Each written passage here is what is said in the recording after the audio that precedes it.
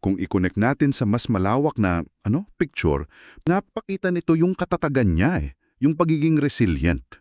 Siya ang may kontrol. Tama. Ginamit niya yung humor tsaka yung pagiging diretsahan para ilagay sa lugar ang lahat.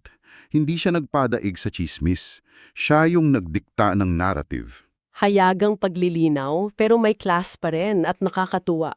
So, ano ba ang ibig sabihin ng lahat ng ito para sa'yo na nakikinig? Ano yung mga takeaways natin dito?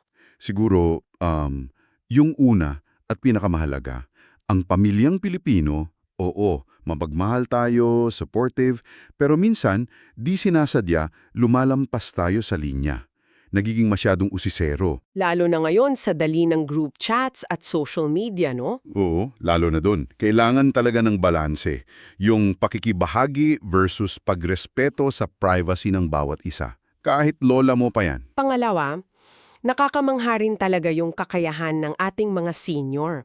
Hindi lang sila basta nag-a-adapt sa teknolohiya. Totoo yan. Ginagamit din nila yung sarili nilang diskarte at katatagan para harapin yung mga sitwasyon. Hindi sila passive lang.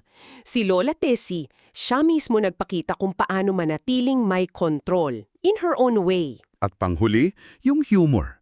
Yung katawanan. Kapag ginamit ng tama, ang laking tulong para pagaanin yung mga medyo awkward o alanganing sitwasyon. Parang si Lola, 'di ba?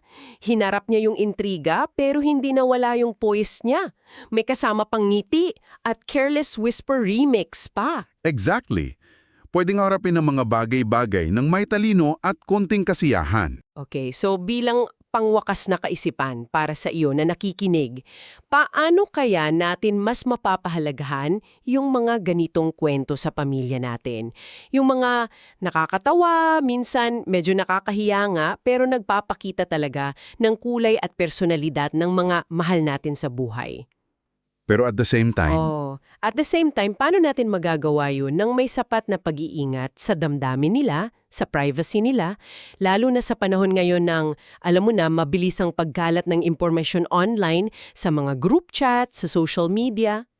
isang bagay na magandang pag-isipan, 'di ba? Hangunan na rin dito sa naging karanasan ni Lola Tessie at ng kanyang Zumba/teleserye adventure. Ayan, pag-isipan mo yan.